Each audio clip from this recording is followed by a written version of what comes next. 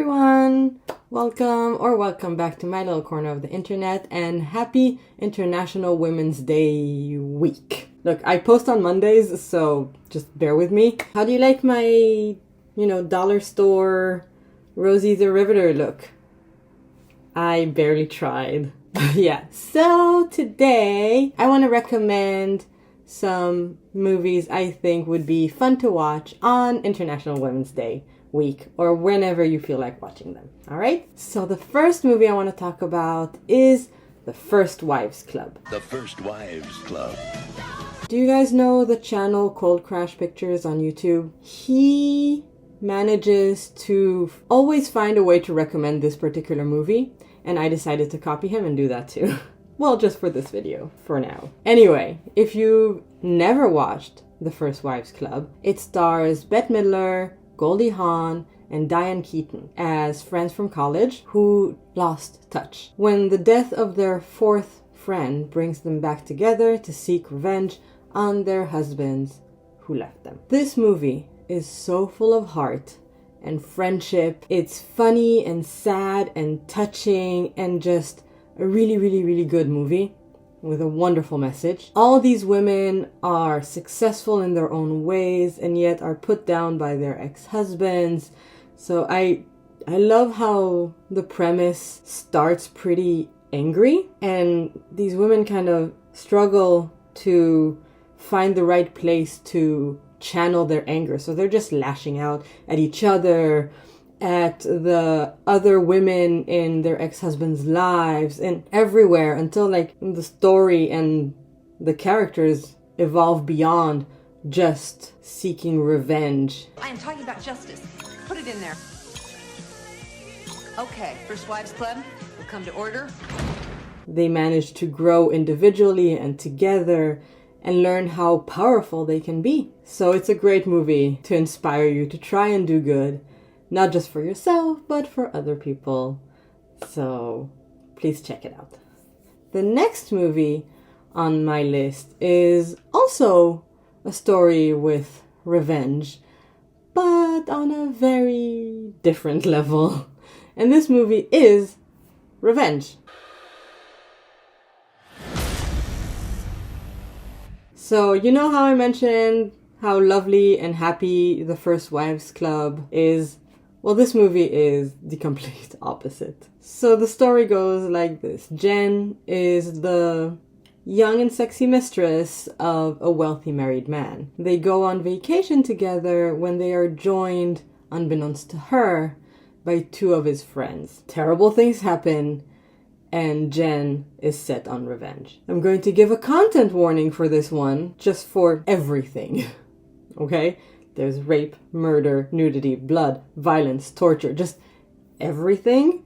So, take care of yourself. If you're not into this, don't bother with it. But the reason I chose this movie, because it fulfills a fantasy. The kind where you can give retribution, even when the worst things happen. This movie requires a huge amount of suspension of disbelief, and I do not think it is meant to be believable on that scale.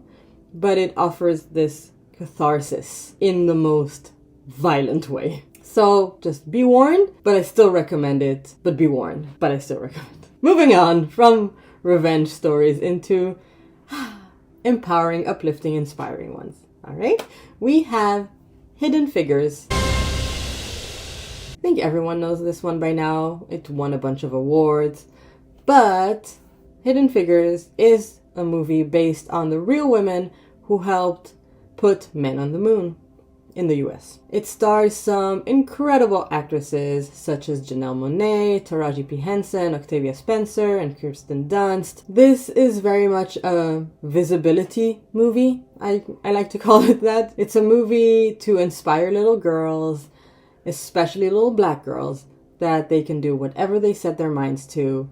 And that is not a bad thing. That is a very good thing to showcase to the world. So these movies, I think, are very important. And it's why I'm sharing two of these today. This movie tells the story of three black women and how each one of them worked to better themselves in a time where women were put down and women of color even more.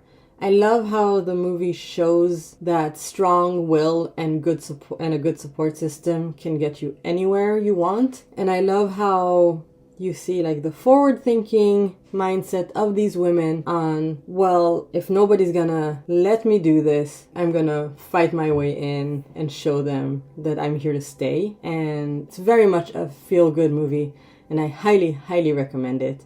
You will cry. I cried. It's that good. You're like, yes, they won, type thing. So yes, moving on to the other visibility movie I have on my list, and that is Dumplin'.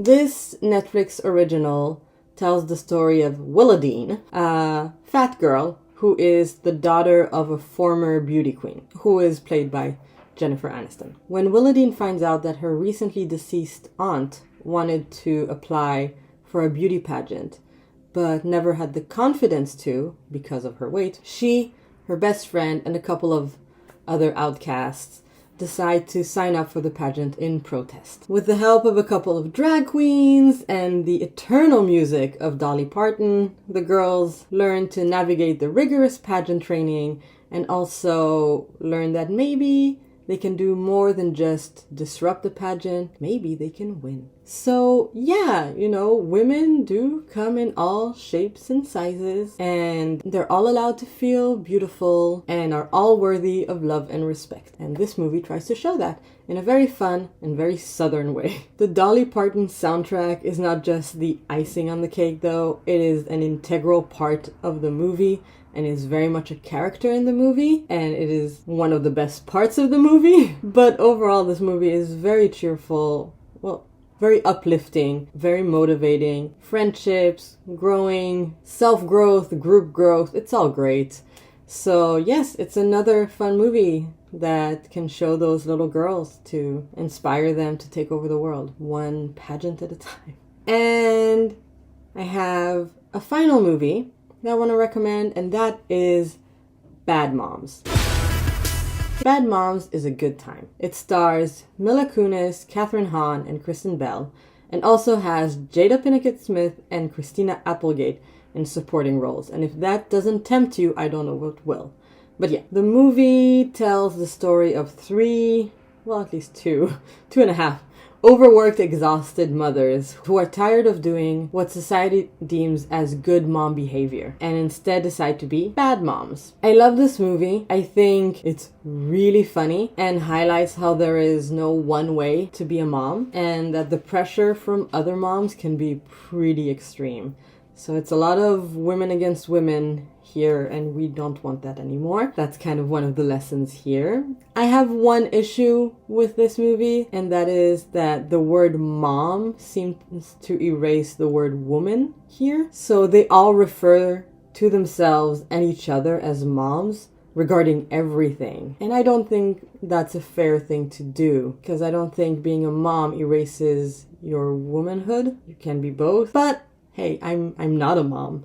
So you tell me, if you're a mom, do you see yourself as a mom first and a woman second? That'll be an interesting discussion to have, so I would love to hear it. Now, I did say Bad Moms was the final recommendation, but I do have some honorary mentions. I just wanted to give a shout out to these movies that I think would be a really fun watch on International Women's Day, but also I've mentioned them before, so I don't want to rehash their plots again. So you can check out my full reviews. I'll put stuff wherever here. And they are Shimotsuma Monogatari, aka Kamikaze Girls, All Occasions movie, but very much so for International Women's Day, Kurage Hime, or Jellyfish Princess, Bring It On, and How to Get Over a Breakup. All super fun movies that fit the mood of strong, independent woman. Good time, girl power and all of that. So I wish you all a fantastic International Women's Day. Hopefully your jobs don't send you on a weird empowerment workshop, and just, keep taking over the world. So thank you so much for watching. I'd appreciate it if you could gently, consensually press that subscribe button and that like button if you're there already. I would love to hear what your favorite girl power movie is. And I will see you next time. Bye!